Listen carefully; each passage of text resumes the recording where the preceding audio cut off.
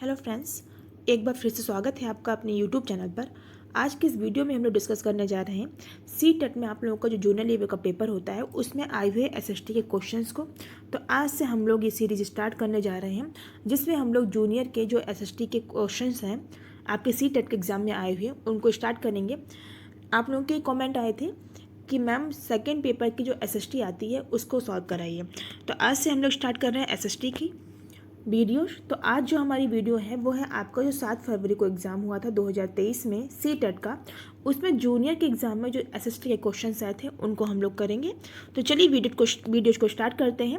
इसके साथ primary level पर जो आपकी ईवीएस आती है तो 2022 और 23 में जो आप लोग के सी टेट के एग्ज़ाम हुए हैं उसमें जो भी प्राइमरी लेवल पर ईवीएस से क्वेश्चंस पूछे गए हैं और जो थोड़ा बहुत चेंजेस आई है 2023 में, थोड़ा बहुत चेंजिंग देखने को मिली है पेपरों में, उन सब पे हम लोगों ने काफ़ी डिटेल में डिस्कस किया है। वो वीडियोज़ पढ़ चुकी हैं। जिन लोगों ने अभी तक उन वीडियोज़ को नहीं देखा है वो लोग प्ले लिस्ट में जा कर के उन वीडियोज़ को देख लीजिए, क्योंकि वो वीडियोज़ आपके लिए काफ़ी हेल्पफुल रहेंगी। इसके साथ ही मैथ्स की वीडियोज़ कंटिन्यू पढ़ रही हैं। जिन लोगों ने मैथ्स की वीडियोज़ नहीं देखी हैं वो लोग भी मैथ्स की वीडियोज़ को देख लीजिए। तो चलिए स्टार्ट करते हैं आज की वीडियो। पहला क्वेश्चन ये है कि सीई का प्रयोग होता है। सीई का मतलब होता है कॉमन इरा। कॉमन से लिया गया है सी और इरा से लिया गया है ई, तो ये बना आपका कॉमन इरा। क्रिश्चियन इरा का संबंध उस काल से है जो कि क्रिश्चियन काल में क्रिश्चियन से संबंधित है। समकालीन का मतलब होता है वर्तमान, यानी कि आपने सुना होगा, लोगों ने कहा था समकालीन स्थिति, यानी कि उस टाइम की वर्तमान स्थिति क्या है। तो समकालीन का मतलब होता है वर्तमान इरा। और निरंतर, ये गलत लिखा है, इसका मतलब होता है निरंतर। यहाँ का लिखा होगा यहाँ पे निरंतर, या फिर इसको क्या बोलेंगे, कॉन्टिन्यूअस। तो ये निरंतर इरा क्या होता है, जो कॉन्टिन्यू चलता आ रहा है, जो निरंतर चलता आ रहा है वो निरंतर इरा से संबंधित है। जो क्रिश्चियन काल से संबंधित है वो क्रिश्चियन इरा है। और जो समकालीन यानी कि वर्तमान काल से संबंधित है वो वर्तमान या फिर समकालीन इरा है। तो इसका राइट आंसर क्या हो जाएगा, सीई यानी कि कॉमन इरा। नेक्स्ट क्वेश्चन देखते हैं। कथन दिए हुए हैं। एक कथन है कि नियमित रूप से कर संग्रह की व्यवस्था, जिसमें फलों पर लगाए कर सबसे महत्वपूर्ण थे, से प्रचुर संसाधनों को संग्रहित कर महाजनपदों में राजा विशाल किले बनवाते थे और बड़ी सेनाएं रखते थे। बी कथन है कि लगभग 2500 से 3000 वर्ष पूर्व हर के लोहे के फास के इस्तेमाल में वृद्धि और धान के पौधे के रोपण से फसलों में उपज बढ़ गई। तो इसमें आपको बताना है कौन सा सही है। देखिए दोनों ही सही हैं और दोनों एक दूसरे से संबंधित हैं। तो इस तरीके से आपका जो राइट ऑप्शन है वो 3rd नंबर का है कि ए तथा बी दोनों सही हैं तथा बी एक की प्रक्रिया को सुगम बनाता है। नेक्स्ट क्वेश्चन देखते हैं। अगला क्वेश्चन है, कथन दिए हुए हैं। कथन ए है कि मिन्हाज सिराज रजिया सुल्तान के समय के इतिहासकार का मानना था कि रानी का शासन समाज व्यवस्था के आदर्शों के विरुद्ध था। बिल्कुल सही था, ये एक इतिहासकार थे और इनका ये मानना था कि रजिया सुल्तान जो कि एक रानी है वो शासन व्यवस्था के आदर्शों के विरुद्ध था। सेकंड कथन ये है कि रजिया ने अपने अभिलेखों में अपना नाम पुरुषों जैसा लिखवाकर अपने पुरुष होने का भ्रम पैदा किया था। बिल्कुल गलत है, रजिया सुल्तान ऐसा बिल्कुल नहीं करती थी। यहाँ पे जो दो कथन दिए हैं उसमें पहला कथन जो है आपका सही है और दूसरा वाला गलत है। तो देखिए ऐसा आपको ऑप्शन कहाँ मिल रहा है, ये ऑप्शन आपको सेकेंड में मिल रहा है। कथन ए ये आपको फर्स्ट में मिल रहा है, कथन ए सही है, परंतु कथन सेकेंड जो है बी है वो गलत है। नेक्स्ट क्वेश्चन देखते हैं। फिर कथन दिए हैं कि वाजिद अली शाह के संरक्षण में कथक एक प्रमुख कला रूप में उभरा। नेक्स्ट है, कथक को 19वीं तथा 20वीं शताब्दी में अधिकांश ब्रिटिश प्रशंसकों ने पसंद किया। तो इसमें सही जो है वो आपका ये है कि ए सही है, परंतु बी जो है वो गलत है। वाजिद अली शाह के संरक्षण में कथक जो है वो एक प्रमुख कला के रूप में उभरा, बिल्कुल सही है, लेकिन कथक को 19वीं तथा 20वीं शताब्दी में अधिकांश ब्रिटिश प्रशंसकों ने पसंद किया। तो ये कथन आपका गलत है। नेक्स्ट क्वेश्चन देखते हैं। अगला क्वेश्चन है कि भारतीय उपमहाद्वीपों में क्षेत्रीय संस्कृतियों के बारे में पढ़ाने के लिए शिक्षक सूचना कार्ड उपलब्ध करा सकता है। तो ये करा सकता है चौपाइयों और शब्दों पर। तो ऑप्शन इसका एक सही है। शिक्षक जो है वो सूचना कार्ड चौपाइयों और शब्दों पर उपलब्ध करा सकता है। नेक्स्ट क्वेश्चन देखते हैं। अगला क्वेश्चन है, कथन दिए हैं कि 13वीं सदी के बाद की अवधि में लिखित सामग्री की संख्या और विविधता आश्चर्यजनक रूप से बढ़ गई। दूसरा है कि 14वीं सदी के दौरान कागज क्रमशः सस्ता और आसानी से उपलब्ध होने लगा। तो इसमें आपको बताना है कि राइट कौन सा है दोनों में। तो इसमें ए और दो दोनों सही हैं तथा सेकंड जो है जो बी है वो ए की सही व्याख्या है, यानी कि ये दोनों सही है और जो कथन दूसरा है वो ए की सही व्याख्या करता है। तो ऑप्शन इसका फर्स्ट सही है। नेक्स्ट क्वेश्चन देखते हैं। औपनिवेशिक भारत में नील की खेती की मुख्य व्यवस्थाएं क्या थी। तो देखिए जब नील की खेती हुई उसमें दो व्यवस्थाएं प्रमुख थी, एक तो थी आपकी निज और दूसरी आपकी थी रैयती। अगर निज की बात करें तो निज इसमें जो क्या होता है, बागान जो मालिक होता था वो अपनी भूमि का उपयोग नील की खेती के लिए करता था और इस पर उनका प्रत्यक्ष नियंत्रण रहता था। यानी कि जो मालिक था बागान का या खेत का जो मालिक था उस पर इस खेती का या फिर इस भूमि का प्रत्यक्ष नियंत्रण रहता था। तो ये निज से संबंधित है। रैयती की अगर बात करें तो रैयतवाड़ी व्यवस्था आप लोगों ने सुनी होगी कि रैयतवाड़ी व्यवस्था के अंतर्गत क्या था कि मुंद्रों ने इसकी ये जो व्यवस्था थी वो शुरू की थी। और कब की थी, तो ध्यान रखिएगा 1820 में। कभी कभी ये भी आता है कि रैयतवाड़ी व्यवस्था के जनक कौन है, तो कौन थे, मुंद्रो थे। और कब आई थी, ये 1820 में आई थी। ये व्यवस्था ये बताती थी कि इसके तहत कंपनी और यानी कि रैयत का मतलब होता है किसान, कि किसानों के बीच में सीधा समझौता होगा। यानी कि कंपनी और किसान इसमें सीधा समझौता करेंगे या फिर किसी भी संधि पर या किसी संबंध पर हस्ताक्षर करेगा किसान। इसमें कोई भी बिचौलिया नहीं होगा, यानी कि कोई भी जमींदार नहीं होगा जो कि लगान वसूल है। पहले आप लोग जानते थे लगान वसूलने के लिए जमींदार होते थे या फिर कोई बिचौलिया होता था, वो भूमिका अदा करता था लगान वसूलने में। लेकिन इसके अंतर्गत इसमें कोई भी जमींदार जो होगा वो लगान नहीं वसूलेगा। इसमें केवल कंपनी और किसानों के बीच में एक सीधा समझौता होगा। तो ये आपका रैयत से संबंधित था। इस तरीके से नील की खेती की मुख्य व्यवस्थाएं उस टाइम दो थी, एक तो निज और दूसरी थी रैयती। तो आपका ए और सी ऑप्शन सही है। ए और सी आपको किस में, तो बी नंबर के ऑप्शन, सेकंड नंबर के ऑप्शन में है। यही आपका राइट आंसर है। नेक्स्ट क्वेश्चन देखते हैं। 1857 के विद्रोह के बाद अंग्रेजों ने निम्नलिखित में कौन सा बदलाव किया। तो अंग्रेजों ने जो बदलाव किया 1857 की क्रांति के बाद में या विद्रोह के बाद में, वो था भूस्वामियों और जमींदारों की रक्षा करने हेतु उनकी जमीन पर उन्हें अधिकार दिए गए। यानी कि जो भूस्वामी है और जमींदार है उनकी रक्षा के लिए उनकी जमीन पर उनको अधिकार दिए गए थे। 9th क्वेश्चन है कि निम्नलिखित में किसने पूना में विधवा गृह की स्थापना की। तो पूना में विधवा गृह था, उसकी स्थापना किसने की थी, वो थी पंडित रामाबाई। अगर ज्योतिबा फुले की बात करें तो इनको ज्योतिराव फुले कहते हैं या फिर ज्योतिबा फुले भी कहते हैं। इन्होंने किसकी स्थापना की थी, तो इन्होंने सत्यशोधक समाज की स्थापना की थी। कई बार क्वेश्चन आ चुका है, सत्यशोधक समाज की स्थापना किसने की थी, तो ज्योतिबा फुले ने की थी। और ताराबाई शिंदे कौन थी, तो ताराबाई शिंदे जो थी वो सत्यशोधक जो समाज था उसकी ही एक सदस्य थी, जिसकी स्थापना किसने की थी, ज्योतिबा फुले ने। और ताराबाई शिंदे कौन थी, वो सत्यशोधक समाज की एक सदस्य थी। अगर वीरेन सालिंग पंतलू की बात करें तो इन्होंने मद्रास जो प्रेसिडेंट था उसकी एक समाज सुधारक थी। कौन, तो वीरेन शालिंगम पंतलू। तो ये कौन थी, ये सत्यशोधक समाज जो मद्रास प्रेसिडेंट था उसकी एक समाज सुधारक थी। तो मैंने चारों ऑप्शन क्लियर कर दिए। पूना में विधवा गृह की स्थापना किसने की, पंडित रमाबाई ने। ज्योतिबा फुले ने किसकी स्थापना की, सत्यशोधक समाज की। ताराबाई शिंदे जो थी वो सत्यशोधक समाज की एक सदस्य थी। और वीरेन शालिंगम जो थी उन्होंने मद्रास प्रेसिडेंट की एक समाज सुधार की भूमिका जो थी वो अदा की थी। नेक्स्ट क्वेश्चन देखते हैं। निम्नलिखित सुधार आंदोलनों को इनके नेताओं के साथ मिलान करना है।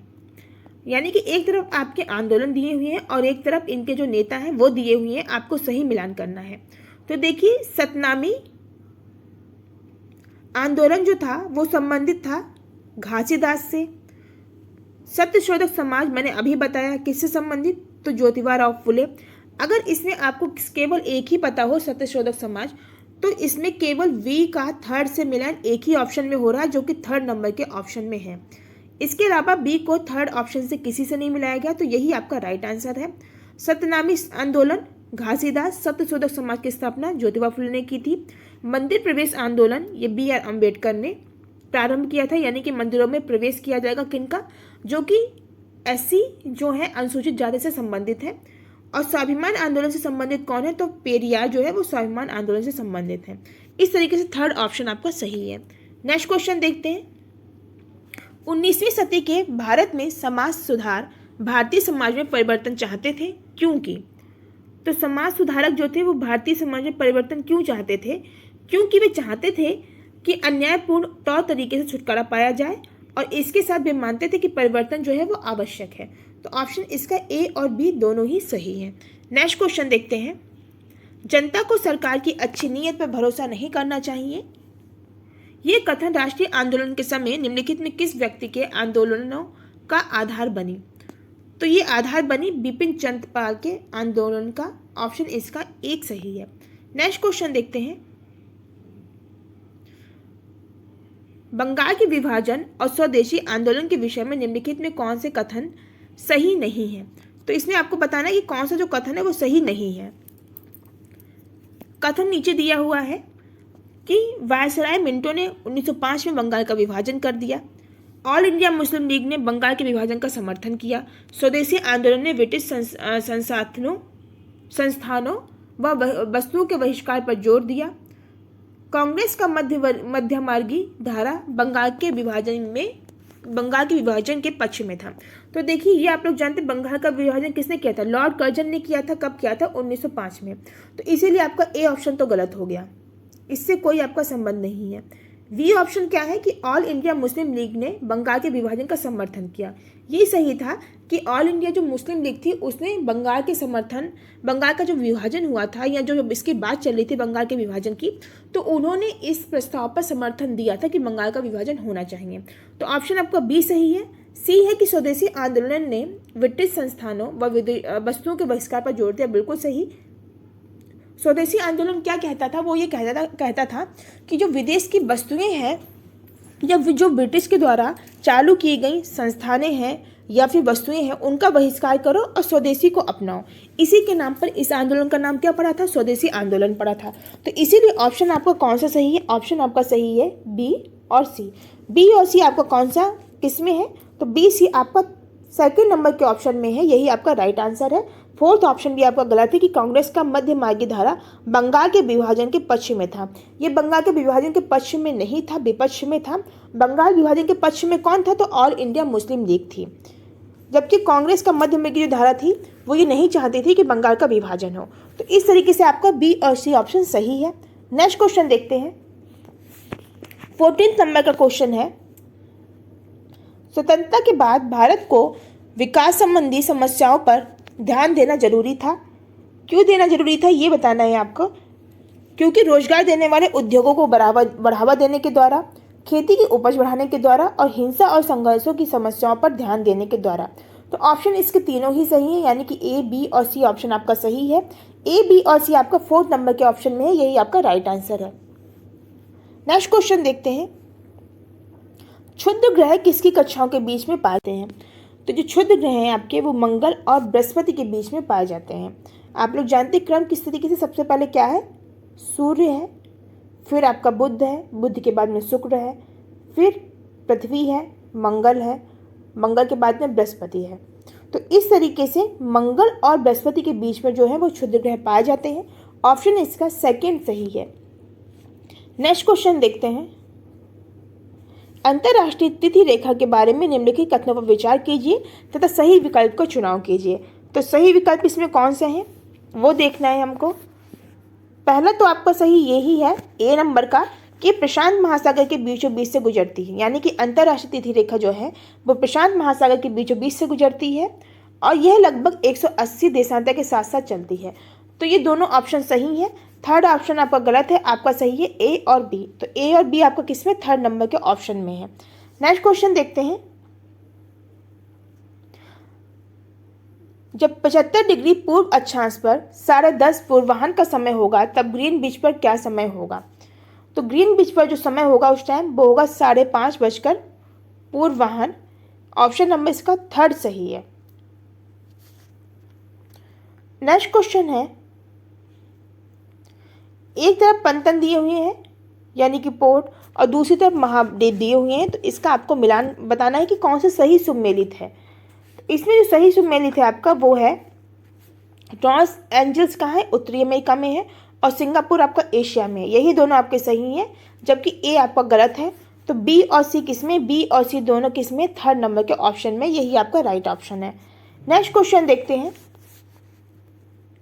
निम्नलिखित में किस समुच्चय में उष्णकटिबंधीय घास स्थलों के नाम दिए गए हैं।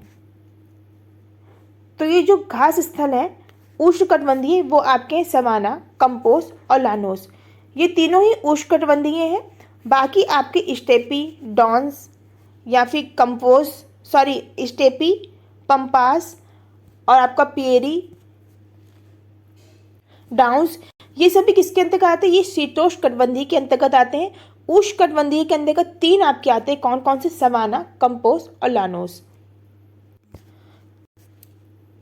नेक्स्ट क्वेश्चन देखते हैं, 20 नंबर का क्वेश्चन है, वो ये कह रहा है कि विश्व के प्राचीनतम शैलें 430 करोड़ वर्ष पूर्व बने थे।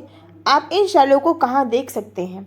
तो ये शैलें जो हैं वो दिखाई देती हैं ऑस्ट्रेलिया के पश्चिमी हिस्से में। ऑप्शन इसका फोर्थ सही है। नेक्स्ट क्वेश्चन है कि पृथ्वी पर आतपन के बारे में निम्न कथनों को पढ़िए तथा सही विकल्प को चुनाव करिए। देखिए आतपन का मतलब होता है आइसोलेशन। तो आतपन आपका हिंदी का शब्द है, इसका इंग्लिश में बोलते हैं इसको आइसोलेशन। तो पृथ्वी पर आइसोलेशन या फिर आतपन के बारे में निम्नलिखित कथनों को पढ़िए और सही विकल्प को आपको चुनाव करना है। आतपन की मात्रा भूमध्य रेखा के ध्रुवों की ओर बढ़ती है। बी है कि विषुवत वृत्त कर्क व मकर रेखा के तुलना में अधिक आतपन प्राप्त करता है।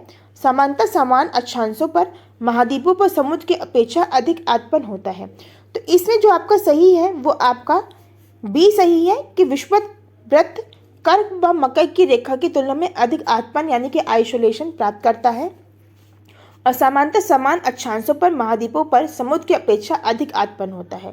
तो ये दोनों ही ऑप्शन आपके सही हैं, बी और सी। बी और सी किसमें, सेकेंड नंबर के ऑप्शन में है। नेक्स्ट क्वेश्चन देखते हैं, निम्नलिखित कथन ए था आर। ए क्या है, कथन है, और आर इसका कारक है। इसको पढ़ना है और सही विकल्प का चयन करना है। तो कथन ये है कि वायुमंडल अप्रत्यक्ष रूप से पृथ्वी की विकिरण से गर्म होता है। कारण है कि कार्बन डाइऑक्साइड पृथ्वी की विकृत ऊष्मा को पृथ्वी पर रोककर ग्रीन हाउस प्रभाव पैदा करती है। तो इसमें आपको बताना है कथन और कारक में क्या संबंध है। तो देखिए दोनों ही कथन जो है वो सही है कि पृथ्वी पर सूर्य की किरणें किस तरीके से आती हैं, तो विकिरण के द्वारा पृथ्वी को गर्म करती हैं और कार्बन डाइऑक्साइड पृथ्वी की विकिरण ऊष्मा को पृथ्वी पर रोककर ग्रीन हाउस प्रभाव जो है वो पैदा कर रहा है। तो दोनों ही सही है और आर ए की सही व्याख्या भी करता है। तो ऑप्शन इसका एक सही है कि ए तथा दो दोनों ही सही, कथन और कारक दोनों ही सही है। कारण और आर यानी कि कारण जो है वो कथन की सही व्याख्या कर रहा है। नेक्स्ट क्वेश्चन देखते हैं, निम्नलिखित विकल्पों में कौन सा विकल्प प्रमुख समुद्र पतन दिखा रहा है। तो प्रमुख समुद्र पतन जो है वो है Cape Town, Kyoto, Miami, Darwin और चेन्नई। ये ऑप्शन आपका सही है, ऑप्शन इसका फर्स्ट सही है। नेक्स्ट क्वेश्चन देखते हैं, निम्नलिखित में किसे अंतर्हित धूप के रूप में जाना जाता है। तो अंतर्हित धूप के रूप में जो जाना जाता है वो है कोयला। इसको अंतर्हित धूप के रूप में जानते हैं, ध्यान रखिएगा, ऑप्शन इसका थर्ड सही है। नेक्स्ट क्वेश्चन देखते हैं, अगला क्वेश्चन है, निम्नलिखित में कौन से कारक जल की आपूर्ति की कमी में योगदान देता है। तो ये कारक है आपका क्षेत्र की जलवायु की दशा, मौसमी अवधि में परिवर्तन, अत्यधिक दोहन और जल स्रोतों का प्रदूषण होना। तो इसमें आपका चारों ही सही है यानी कि विकल्प आपका चौथा सही है, ए बी सी और डी।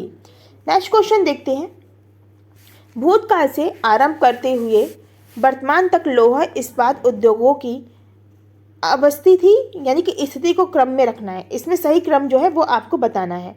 तो इसका जो सही क्रम है वो सबसे पहले है कच्चा माल, विद्युत आपूर्ति और बहते जल वाले क्षेत्र के निकट, फिर है कोयला क्षेत्र के समीप नहरों और रेलवे के निकट, उसके बाद है समुद्र पतन के निकट सपाट भूमि के विशाल मैदान यानी कि सी बी, उसके बाद ए।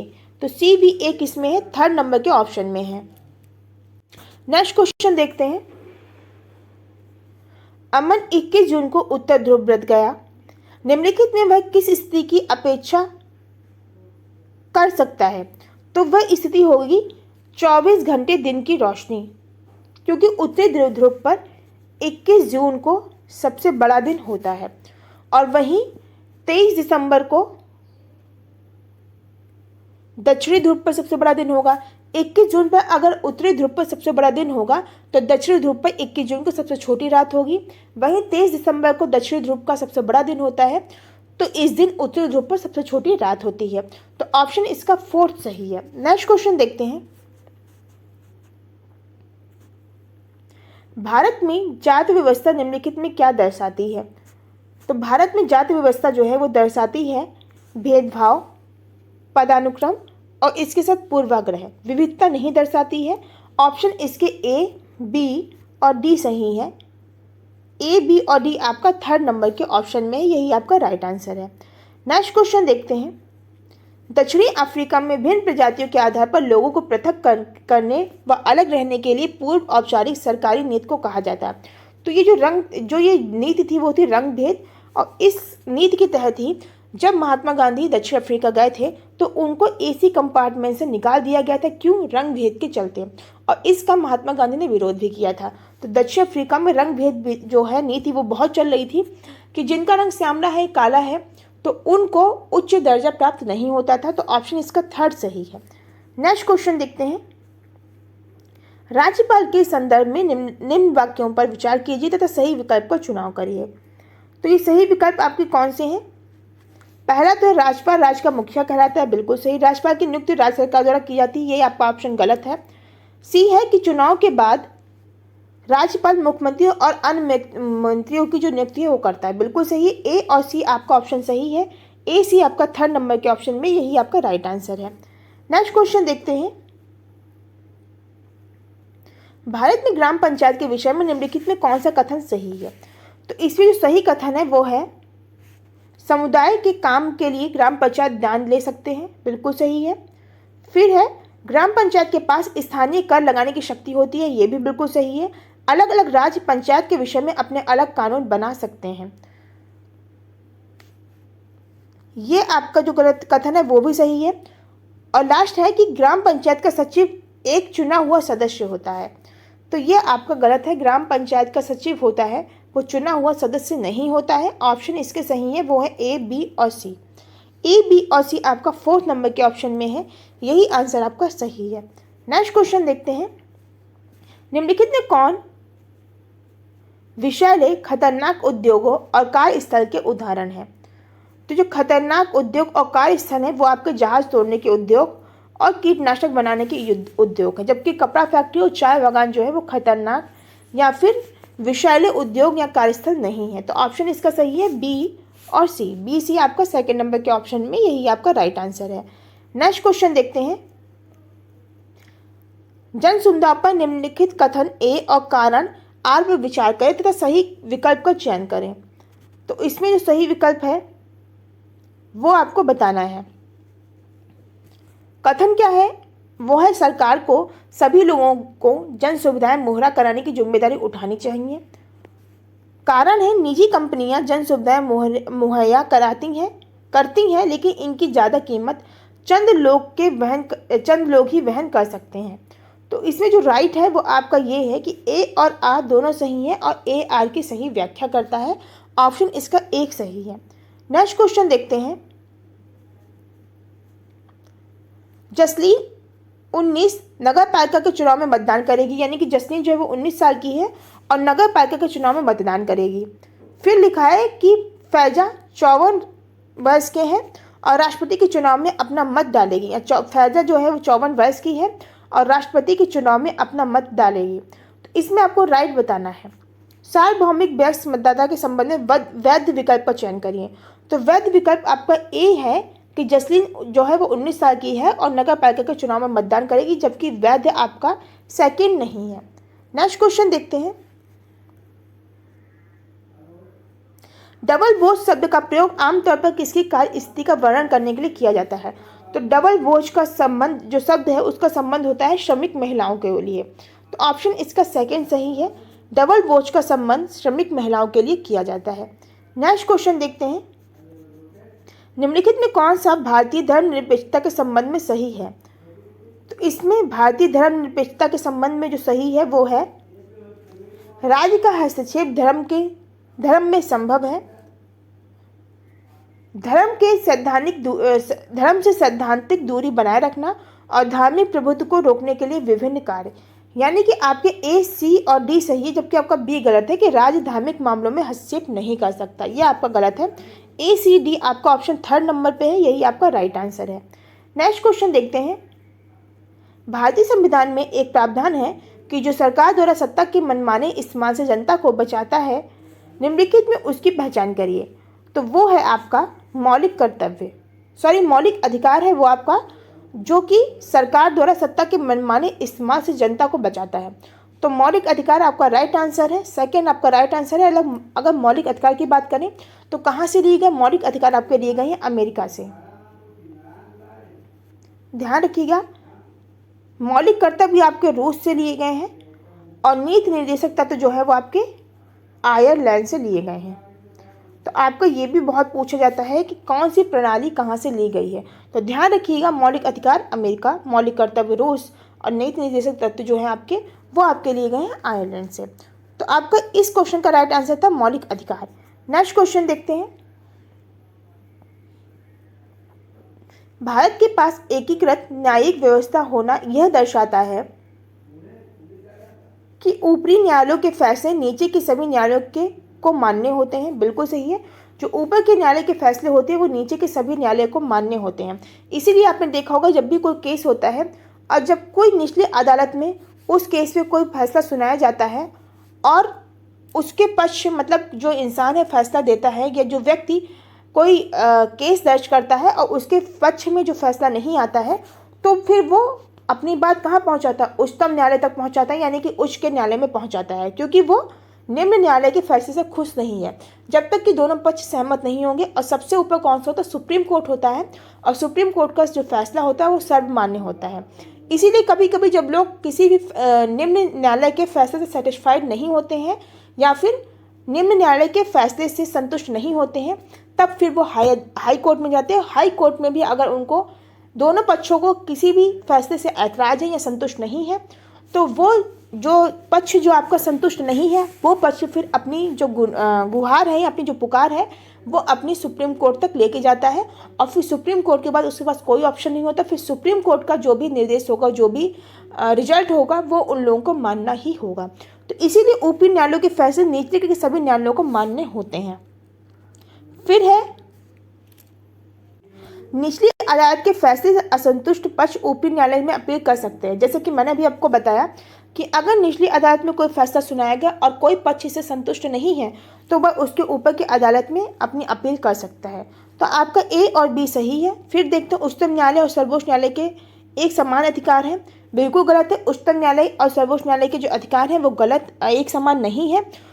सर्वोच्च न्यायालय का जो अधिकार होता है वो सर्वमान्य होता है, सर्वोच्च न्यायालय का जो फैसला होता है वो सर्वमान्य होता है। भारत में न्यायिक व्यवस्था भारतीय राजनीतिक व्यवस्था की कार्यविधि का अभिन्न अंग है। तो ये भी आपका कार्यविधि का अभिन्न अंग नहीं है। तो ऑप्शन आपके सही है ए और बी। ए और बी आपका 3rd नंबर के ऑप्शन में, यही आपका राइट आंसर है। नेक्स्ट क्वेश्चन देखते हैं। भारतीय इतिहास के अनुच्छेद के अनुसार अस्पृश्यता का उन्मूलन किसी भी रूप में इसका होना निषेध किया गया है। तो अस्पृश्यता अनुच्छेद कितने में है? 17 में है। अनुच्छेद 17 आई थिंक सबको पता होगा। अनुच्छेद 14 की बात करें तो ये विधि की समझ समता को दर्शाता है कि विधि की समझ जो भी समता है वो अनुच्छेद 14 के अंतर्गत आएगी। अनुच्छेद 15 की अगर बात करें तो राज्य की स्त्रियों तथा बालकों के लिए कोई विशेष उपबंध बनाने में बाधा नहीं होगी। यानी कि अनुच्छेद 15 ये बताता है कि राज्य की जो स्त्रियां हैं और बालक हैं उनके लिए कोई भी विशेष जो उपबंध बनेगा उसको बनाने में कोई भी बाधा नहीं होगी, ये 15 बताता है। और अनुच्छेद जो 16 है वो आपका ये बताता है कि राज्याधीन नौकरी के लिए सभी नागरिकों के लिए अवसर की समानता है। यानी कि जो भी राज्य की नौकरियां हैं उनके लिए सभी नागरिक, चाहे वो किसी भी कास्ट से संबंधित हो, कैसी भी उनकी फाइनेंशियल स्थिति हो, कुछ भी हो, लेकिन सबके लिए अवसर की समानता है।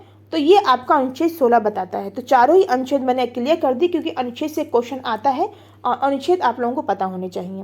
नेक्स्ट क्वेश्चन देखते हैं। 14th नंबर का है कि न्यूनतम वेतन अधिनियम जैसे कानून का क्रियान्वयन एक लोकतंत्र के लिए क्यों महत्वपूर्ण है।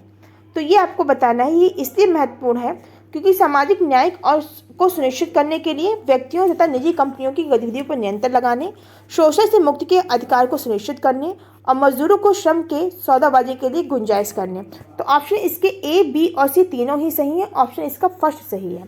नेक्स्ट क्वेश्चन देखते हैं। सही विकल्प का चयन करना है। सामाजिक विज्ञान वह विज्ञान है जो अध्ययन करता है, जो किसका अध्ययन करता है? जो मनुष्य और उनकी सामाजिक व सांस्कृतिक व्यवस्थाओं के बीच में संबंध का अध्ययन करता है।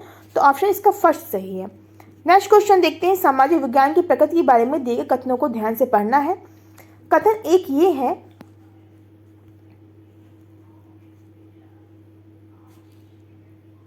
कि सामाजिक विज्ञान शिक्षण का ध्येय बच्चों को एक नैतिक और मानसिक ऊर्जा प्रदान करना होना चाहिए। ये इसलिए कि वे स्वतंत्र रूप से सोच सकें और अपनी विशेषता खोए बिना सामाजिक बलों का सामना कर सकें। इसके साथ सामाजिक विज्ञान स्वतंत्रता, विश्वास, पारस्परिक सम्मान और विविधता के प्रति सम्मान जैसे मानवीय गुणों के लिए एक जनाधार का निर्माण करने और उसका विस्तार करने की नियामक जिम्मेदारी का वहन करता है। तो इन दोनों में आपको बताना सही कौन सा है। तो ए तथा बी दोनों ही सही है और बी जो है वो एक ही सही व्याख्या है। तो ऑप्शन इसका एक सही है। नेक्स्ट क्वेश्चन देखते हैं। समय रेखा इतिहास के शिक्षण में क्यों इस्तेमाल की जाती है? तो इस्तेमाल की जाती है दो कालखंडों के मध्य संबंध पता करने के लिए, इसीलिए समय रेखा जो है वो इतिहास के शिक्षण में इस्तेमाल की जाती है। ऑप्शन इसका थर्ड सही है। नेक्स्ट क्वेश्चन है। एक शिक्षिका अपनी कक्षा के बच्चों से पूरे क्लास के लिए नियम बनाने को कहती है। विचार पूरी कक्षा से लेते हैं। विद्यार्थियों द्वारा हर एक नियम पर चर्चा होती है और वे अपना सहमति देते हैं। इन नियमों को लिखा जाता है और वह कक्षा की दीवारों पर चिपका दिए जाते हैं। ये गतिविधि निम्नलिखित में कौन से विषय को परिचित करने के लिए उचित गतिविधि हो सकती है? तो ये गतिविधि हो सकती है संसद की। ऑप्शन इसमें फोर्थ सही है। नेक्स्ट क्वेश्चन देखते हैं। प्रारंभिक स्कूल के छात्रों को किसी स्वतंत्रता सेनानी की भूमिका को बताने के लिए सबसे उचित तरीका निम्नलिखित में कौन सा होगा? तो सबसे उचित तरीका होगा विवरणात्मक विधि, यानी कि नैरेटिव मेथड सबसे अच्छा होगा। ऑप्शन इसका फर्स्ट सही है। नेक्स्ट क्वेश्चन देखते हैं। निम्नलिखित में कौन सा चरण पाठ योजना के अंत में होना चाहिए? तो इसमें अंत की बात हो रही। इसमें सबसे अंत में क्या होता है? मूल्यांकन होता है। मूल्यांकन करनी हो तो कार्यनीतियाँ बनाना। तो ऑप्शन इसका सेकेंड सही है। नेक्स्ट क्वेश्चन है 47 नंबर का कि निम्नलिखित में ऋतुओं का घटना चक्र से छात्रों को परिचित कराने के लिए सबसे अच्छा तरीका कौन सा है? तो सबसे अच्छा तरीका होता है प्रदर्शन। ये मैंने कई बार बताया, प्रदर्शन सबसे अच्छा तरीका होता है। ऑप्शन इसका सेकंड सही है। नेक्स्ट क्वेश्चन देखते हैं।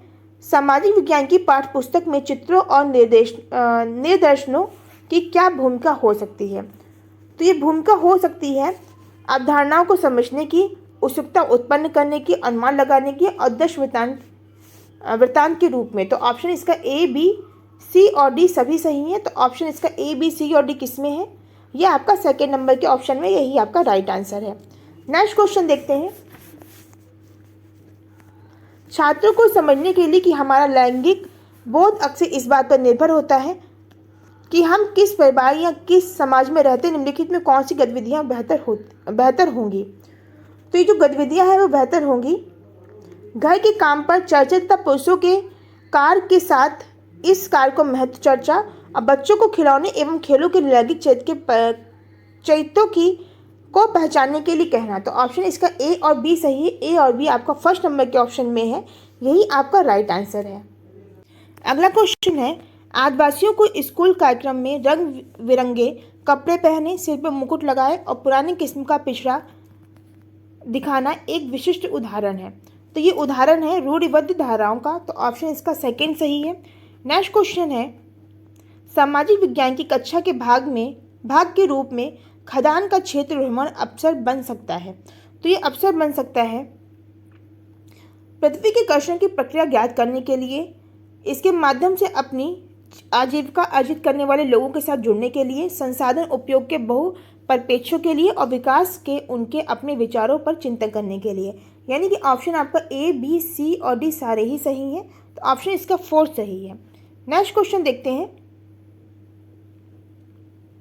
निम्नलिखित में कौन सी रचनावादी कक्षा की विशेषता नहीं है, यह आपको बताना है। तो विशेषता नहीं है, कक्षा में अधिगम अध्यापक द्वारा संचालित होती है। तो ऑप्शन यही आपका सही है। अगला क्वेश्चन है। सामाजिक न्याय के बारे में पढ़ाते समय एक शिक्षक का लक्ष्य होना चाहिए। तो सामाजिक न्याय के बारे में पढ़ाते समय एक शिक्षक का लक्ष्य होना चाहिए सामाजिक अन्यायों की जांच करने के लिए कक्षा में परिस्थितियां प्रदान करना। इसके साथ सामाजिक वास्तविकताओं पर चिंता करने के लिए विद्यार्थियों को समर्थ बनाना। तो ऑप्शन आपका इसका सही है, ए और सी दोनों ही ऑप्शन आपके सही हैं। तो इस तरीके से राइट आंसर आपका थर्ड है। नेक्स्ट क्वेश्चन देखते हैं, इतिहास की रचना कैसे हुई, इस पर निम्नलिखित दो कथनों को पढ़िए। तो कथन है कि इतिहासकार अतीत को समझने के लिए विभिन्न स्रोतों का उपयोग करते हैं। यह उनके अध्ययन की अवधि एवं उनके अन्वेषण की प्रकृति पर निर्भर करता है। कथन सेकेंड है कि लेखक ने मौलिक रूप से क्या लिखा है इसका अनुमान लगाने के लिए एक जैसे अवतरण के विभिन्न पांडुलिपि अनुवादों को इतिहासकारों को पढ़ना पड़ता है। तो कथन 1 और कथन 2 हैं, इनमें सही कथन का आपको चयन करना है। तो इसमें जो सही कथन है वो ये है कि कथन 1 और 2 दोनों ही सही हैं। तो ऑप्शन इसका सही हो जाएगा, 1 और 2 दोनों ही सही हैं। ये आपका किस ऑप्शन में है, थर्ड नंबर के ऑप्शन में है, यही आपका राइट आंसर है। 55 नंबर का क्वेश्चन है कि निम्नलिखित में कौन सी परियोजना कार्य के आयोजन का सोपान है। तो इनमें से जो परियोजनाएं कार्य की योजना का सोपान है वो है आपकी समूह परियोजनाओं हेतु समूहों का निर्माण करना, संसाधनों एवं सूचनाओं का संग्रहण और रिपोर्ट बनाना। यानी कि ए, बी और सी आपकी तीनों ही सही हैं। तो ऑप्शन इसका फोर्थ सही है। नेक्स्ट क्वेश्चन देखते हैं, निम्नलिखित में कौन से प्रश्न अधिगमकर्ता के संप्रत्ययों को लागू करने के कौशल का आकलन करते हैं। तो ये है आपके अनुसार सरकार को किसानों को कर मुक्त दिलाने में क्या करना चाहिए, और इसके साथ कल्पना कीजिए कि आप मछुआरों के समुदाय के एक परिवार से हैं और इस बात पर चर्चा हो रही है कि क्या इंजन लेने के लिए बैंक से उधार लिया जाए, आप क्या विचार करेंगे। तो ये दोनों विचार जो हैं वो कौशलों का आकलन करेंगे संप्रत्ययों को लागू करने के लिए। तो ऑप्शन इसका ए और बी दोनों ही सही है, इसलिए आपका फर्स्ट नंबर का ऑप्शन जो है वो सही है। नेक्स्ट क्वेश्चन देखते हैं, निम्नलिखित में कौन से प्रश्न अधिगमकर्ता के मूल्यांकन कौशल का आकलन करते हैं। तो ये प्रश्न है आपके, निम्नांकित आधारों पर बड़े व छोटे किसानों की दशाओं की तुलना कीजिए। ए, खेतों की जुताई, बी, लोन की आवश्यकता और सी है फसल बेचना। तो ये ऑप्शन आपका सही है जो मूल्यांकन के कौशल का आकलन कर रहा है। तो ऑप्शन इसमें केवल आपका ए सही है, तो ऑप्शन इसमें थर्ड नंबर का सही है। नेक्स्ट क्वेश्चन देखते हैं,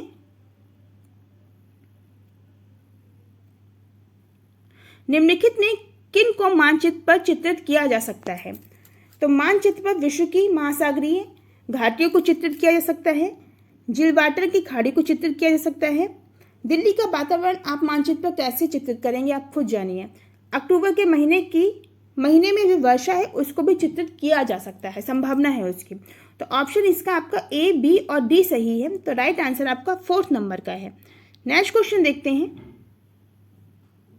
एक प्राकृतिक भ्रमण के बाद में विद्यार्थियों को सबसे पहले सकते हैं उनके अवलोकन पर, यानी कि उनके ऑब्जर्वेशन पर। ऑप्शन इसका सेकेंड सही है।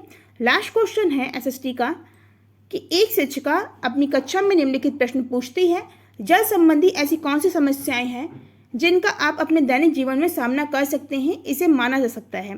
तो ये एक खुले अंत वाले प्रश्न के रूप में है। खुले अंत वाले प्रश्न जो होते हैं वही आपके अपसारी चिंतन को बढ़ाते हैं।